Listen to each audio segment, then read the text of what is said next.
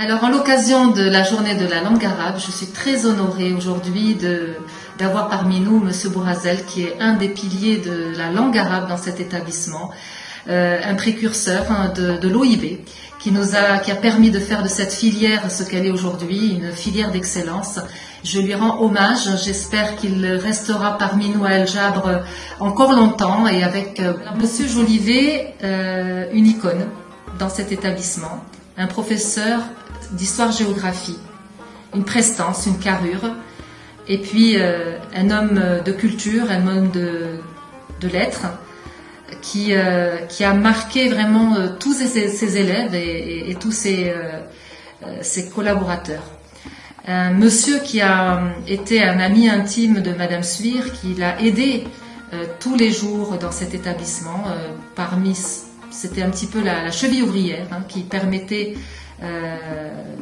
à cet établissement de grandir. Vous savez qu'on est parti avec 40 élèves, et il a vu donc ses premiers élèves arriver dans cet établissement. Un professeur d'histoire-géographie dont les notes sont très sévères, on le sait très bien, mais dont la formation est excellente. Je lui espère un parcours encore très long au sein d'El Jabre, avec également une très belle santé. Les deux enseignants sont des enseignants, j'ai l'impression, qui font partie c'est les piliers, c'est des murs, ils sont dans cette structure, je pense, depuis le départ.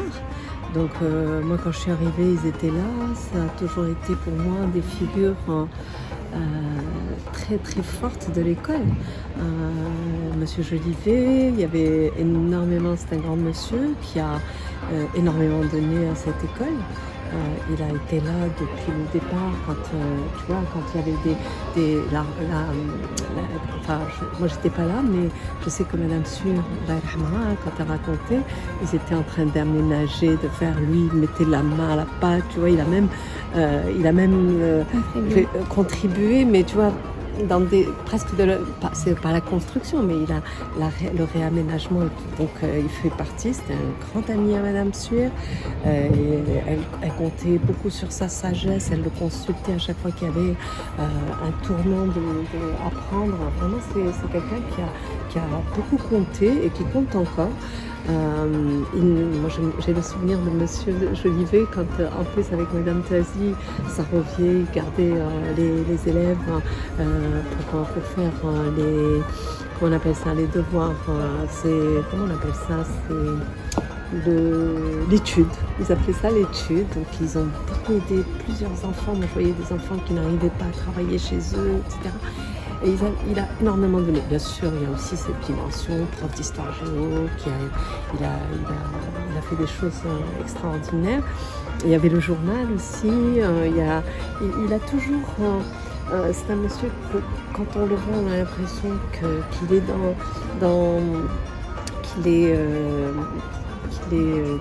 dans son monde. Mais c'est un monsieur qui est d'une grande générosité parce qu'il a toujours donné à cette école. Voilà. Alors, Monsieur Bourazel, c'est lui aussi fait partie des anciens, il fait partie des figures importantes de cette école. Un grand monsieur avec de belles valeurs, un monsieur qui a beaucoup donné aussi à nos élèves. Je pense que le niveau de la langue arabe, s'il est à ce niveau-là dans notre établissement, nous le lui devons à lui aussi. Professeur d'arabe, Monsieur Bourazel. C'est un collègue que j'ai connu lorsque j'étais encore à mes balbutiements à l'école Al Jabre, qui m'a accueilli, il faut le dire, à bras ouverts. Et une petite pensée au passage pour Feu Odile Suir, qui fut notre mentor à nous tous. Donc je disais que M. Bourazel est un enseignant que signale son professionnalisme, sa grandeur d'âme, sa noblesse particulière, et c'est véritablement, là encore, un enseignant qui a marqué l'école Al Jabre par l'amour, par la vocation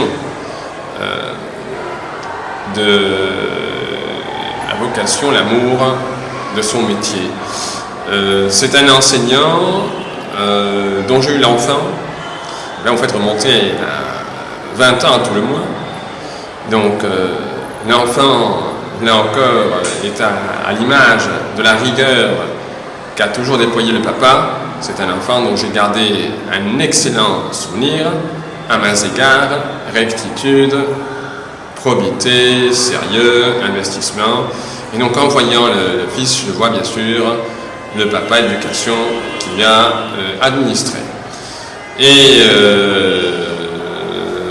que dire d'autre sur M. Bourazal? C'est un exemple, c'est un modèle pour les autres enseignants.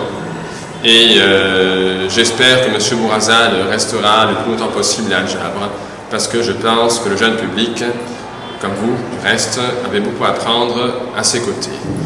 Donc, alors, Monsieur Jolivet, c'est mon collègue depuis plus de 25 ans.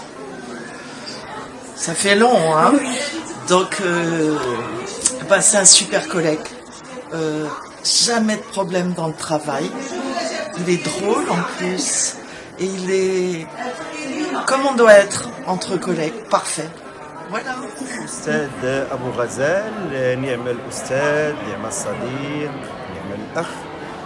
الحقيقة تنقصني الكلمات المعبرة والكلمات الحقيقية لأتكلم لكم على هذا العملاق الذي أعتبره أستاذي، لأنني لم أجد فيه إلا العلم الواسع ولم أجد فيه إلا الأخلاق السامية التي يجب على كل أستاذ أن يتحلى بها. حقيقة الأستاذ أبو غزال هو غني عن التعريف، إذا لا يستطيع أحد منا أن يوفي لهذا الإنسان حقه، يعني لا من حيث الكلمات لا من حيث الأخلاق السامية التي أخذنا منها، فنعم الأستاذ. Monsieur Jolivet, que dire à votre sujet? Je pense que depuis que je suis à Al-Jabre, j'ai pu profiter de votre expérience, de vos années passées au sein de l'établissement et dans le domaine. Donc voilà, vos connaissances, votre connaissance du travail, la rigueur que vous apportez à la façon dont vous faites votre travail est bénéfique pour tout le monde. Donc voilà, c'était un plaisir de vous avoir côtoyé durant toutes ces années. أبو غزال الميلود منذ التحقت بالمؤسسة أزيد من 20 عاما، من خيرة أساتذة المؤسسة، أستاذ مقتدر خلوق، قدم لتلاميذه عصارى تجربته في ميدان التربية والتعليم، وأفادهم وما زال يفيدهم على المستوى المنهجي والتربوي وعلى المستوى المعرفي، ناهيك عن الجانب الإنساني لدى الأستاذ مولود، فهو اسم على مسمى، غزال بطبعه، غزال في علاقاته الطيبة مع زملائه، أدعو له بالصحة والطول. سأعبر في هذه الكلمة عن شعوري إزاء أستاذ معروف فرض تقديره واحترامه على كل من يعرفه من أساتذة وإداريين في مدرسة الجابر بفضل فضائله وحسن سلوكه ومعاشرته. إنه الأخ العزيز الأستاذ الفذ والجهبذ المقتدر أبو غزال، الذي كان له قدم السبق في هذه المدرسة،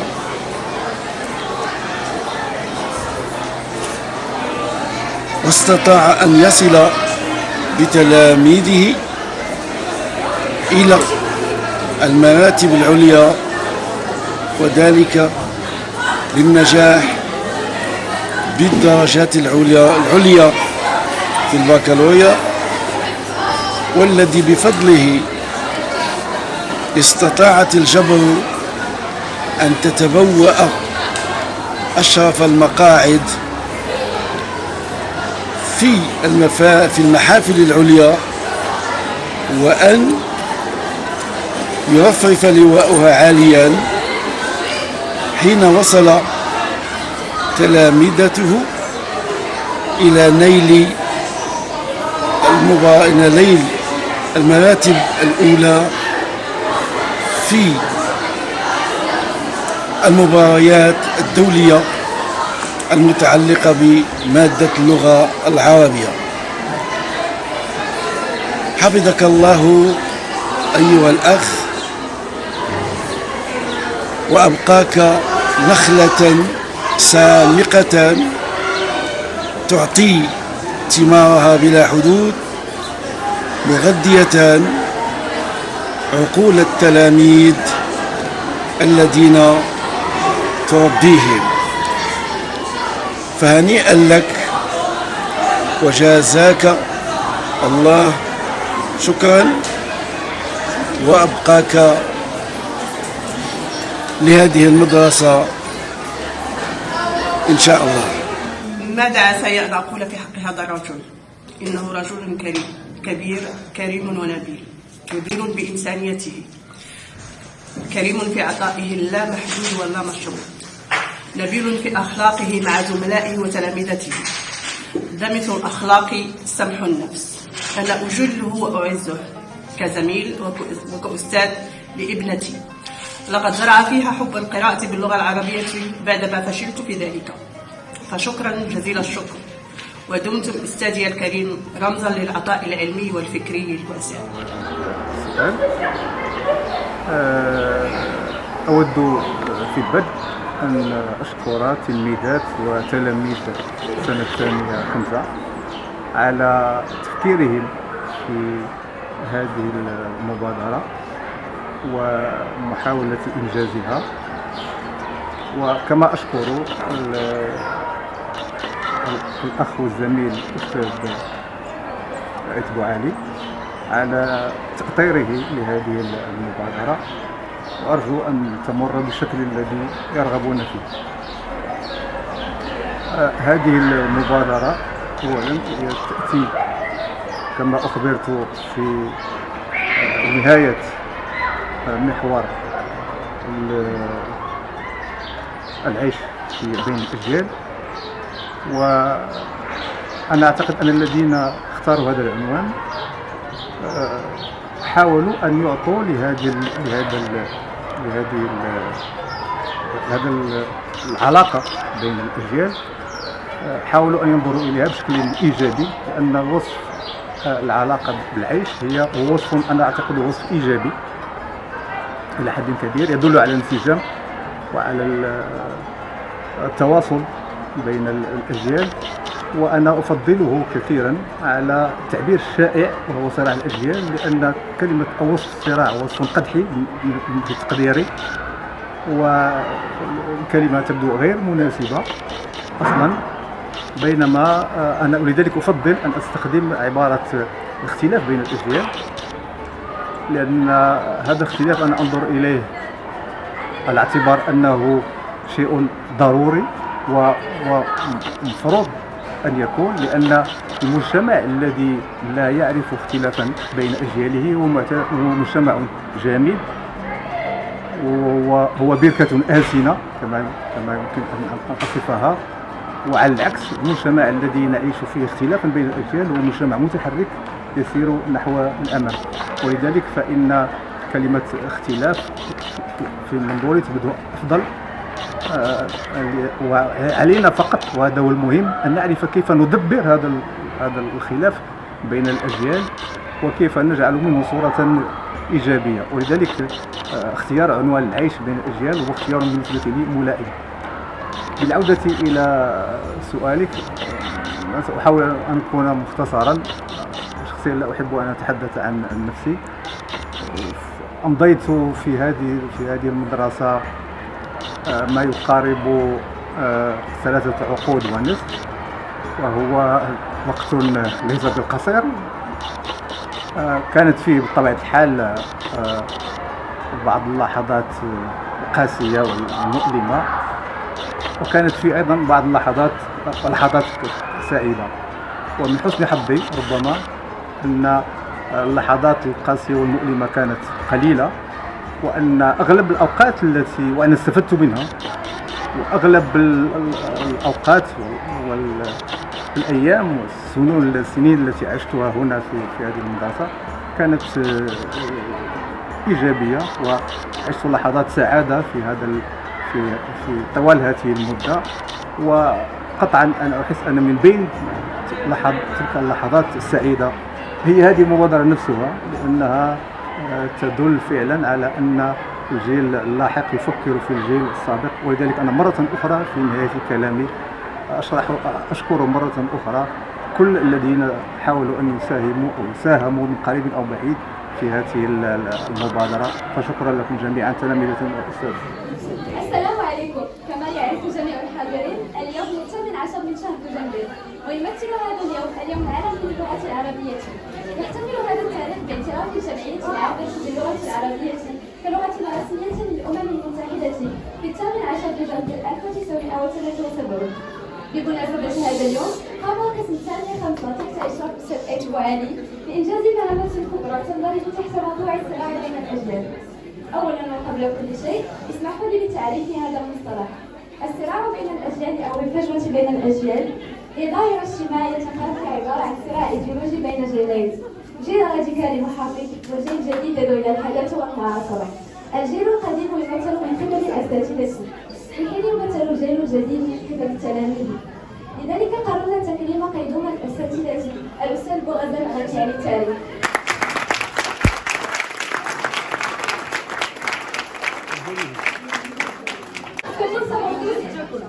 Aujourd'hui, c'est la journée mondiale de la langue arabe. À l'occasion de cette journée, la classe de la seconde 5 a réalisé un projet encadré par M. Expo Ali, dont le sujet est le conflit entre les générations. Tout d'abord, permettez-moi de définir ce terme. Le conflit entre les générations est une relation d'opposition entre deux générations pour leurs différences d'idées ou leur mode de vie. L'ancienne génération est représentée par les professeurs, tandis que la jeune génération est représentée par les élèves, c'est-à-dire nous. Pour cela, nous avons décidé de rendre hommage à M. Jolivet et à M. Bourazel, qui se sont démarqués par leur ancienneté, leur passion et leur talent. Merci d'être présente tous aujourd'hui. Effectivement, à l'occasion de la journée de la langue arabe, je suis fière de voir l'éloquence de nos élèves. L'éloquence dans les deux langues, vous l'avez bien compris, vous l'avez bien observé aujourd'hui. C'est vraiment une fierté pour le JAB d'avoir accompagné ces jeunes, à leur tête les enseignants, bien entendu, les partenaires de tous les jours, les éducateurs de tous les jours. Ces enseignants, tous, ont le mérite aujourd'hui d'être remerciés.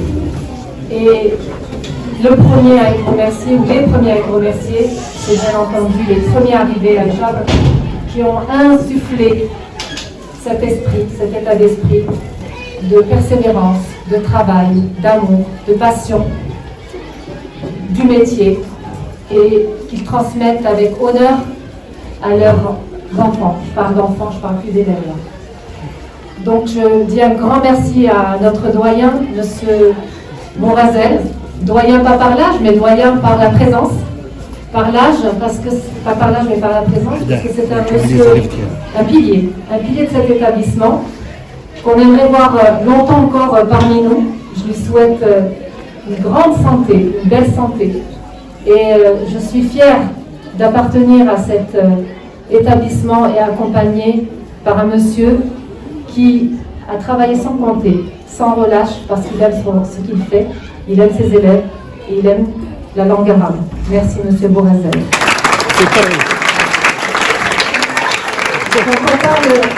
Quand on parle de l'arabe, on parle de l'OIB.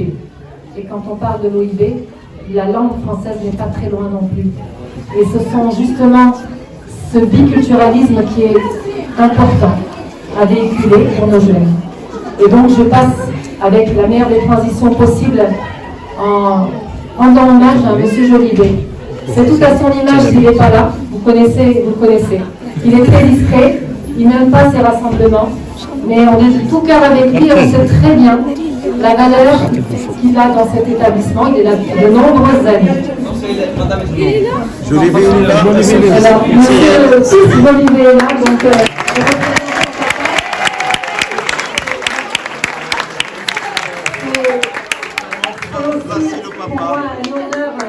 aujourd'hui de rendre hommage à M. Jolivet, un autre pilier de l'établissement, qui a œuvré au quotidien auprès de Odile Suir Malhama. On a tous œuvré à ses côtés et je pense qu'elle est là parmi nous et elle ne nous dira pas. Les plus anciens l'ont connue, ceux qui sont arrivés, je pense qu'ils se sont imprégnés aussi de cet esprit de l'école El Jabre. Je suis aujourd'hui, donc pour en revenir à M. Jolivet, je lui dis un grand merci, même s'il est dans la discrétion et qu'il n'aime pas être... Il est là? Non. D'accord. Donc voilà, un pilier, quelqu'un d'entier, de travailleur qui a apporté énormément à cet établissement au niveau éducatif et professionnel. On l'embrasse et on lui envoie de belles ondes. On espère qu'il restera à l'école El Jabre de longues années encore parmi nous et je lui souhaite bien le meilleur. Monsieur Cyril Jolivet, le Jolivet Junior, qui va remettre à son papa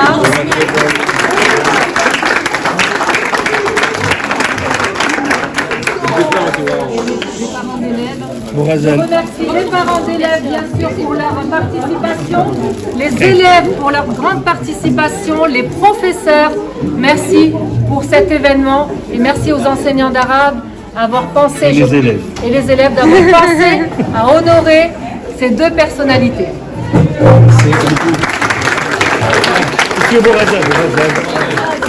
Madame Alami. Madame Alami. le jeune plus ancien.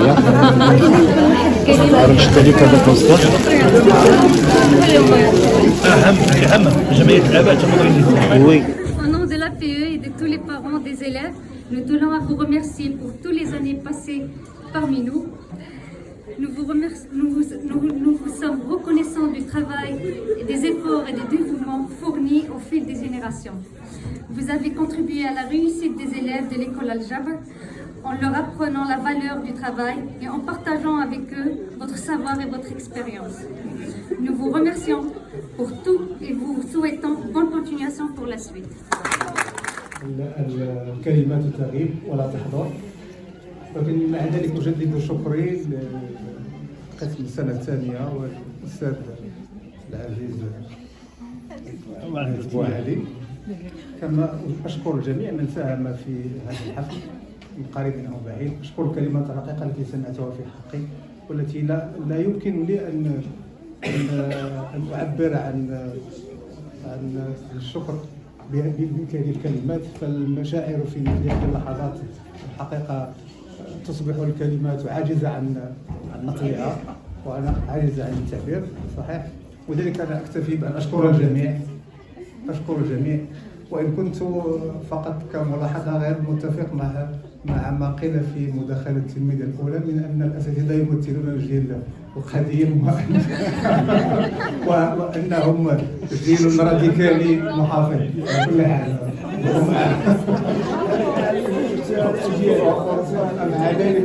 مع ذلك نشكر مرة أخرى الجميع، وأعتقد أن تكريمي مع الأستاذ جويفي هو تكريم لكل الأساتذة وليس فقط لشخصنا معا، وتكريم لكل الأساتذة، وأن هذا الحفل هو من صنع وابتكار وخلق وإنجاز كل تلاميذ هذه المدرسة، فأنا أعتقد أن كل تلاميذ هذه المدرسة يوجهون شكرهم لكل أساتذة هذه المدرسة. شكرا تلاميذ. شكرا للجميع.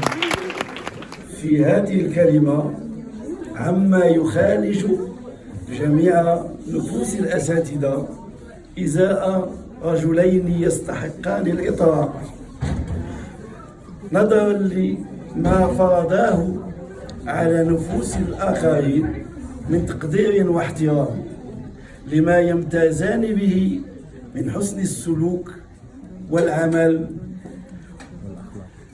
إنهما الأستاذان الفدان المقتدران الجهبدان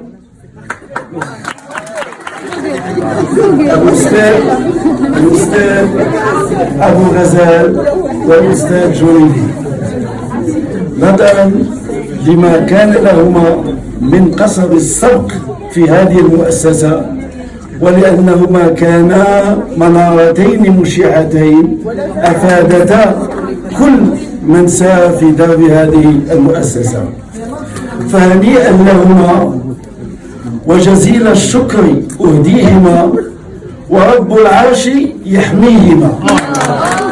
عرفت ميلود في استئناف في الأزهر، ولذلك هي عشرة أكثر من 40 سنة ليست سهلة، وفي هذه المؤسسة فقط اشتغلنا بجانب بعضنا 34 سنة، ثلث قرن من الزمن، ليس بالأمر سهل. والحقيقة مازال إن شاء الله. والحقيقة أن هذه السنوات كلها كانت ممتعة وممتعة جدا، لأننا تعلمنا فيها من بعضنا وتعلمنا فيها من المؤسسة وتعلمنا من التلاميذ أيضا. وأتذكر أحسن اللحظات في هذه المتعة عندما ندخل لقاعة الأساتذة ونجلس إلى جنب بعضنا البعض ونتبادل الهموم ونتبادل، ولكن كل ذلك في جو من الإخاء وفي جو لا أريد أن يعني أخاطب المشاعر كثير، ولكن أريد أن نتحدث عن الأستاذ بوغزال. الأستاذ بوغزال هو الأستاذ ديال المدرسة العليا للأساتذة ومن الأساتذة المتميزين في المدرسة العليا للأساتذة، ومعنا أساتذة هنا في هذه المؤسسة درسوا عليه، وأذكر هنا الأستاذ حسن عيد بالله لأنه من التلاميذ ديال سي أيت سي بوغزال. نعم. ما يتميز بسي بوغزال هو جديته في العمل، جديته في العمل.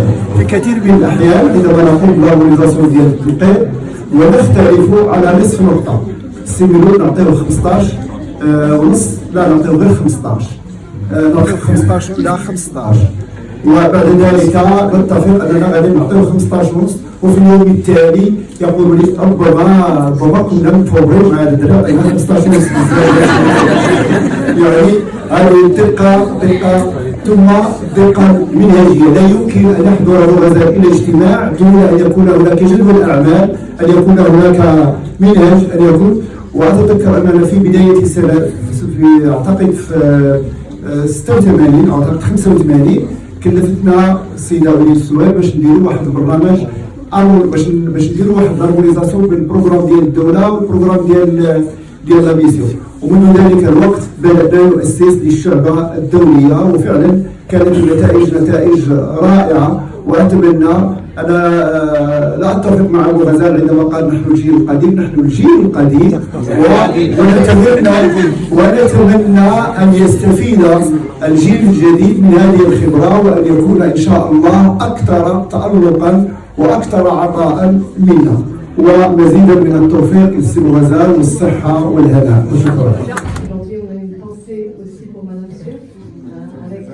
Avec tout le respect qu'elle vous portait, avec toute l'affection qu'elle avait pour vous et pour Monsieur Jolivet. Voilà.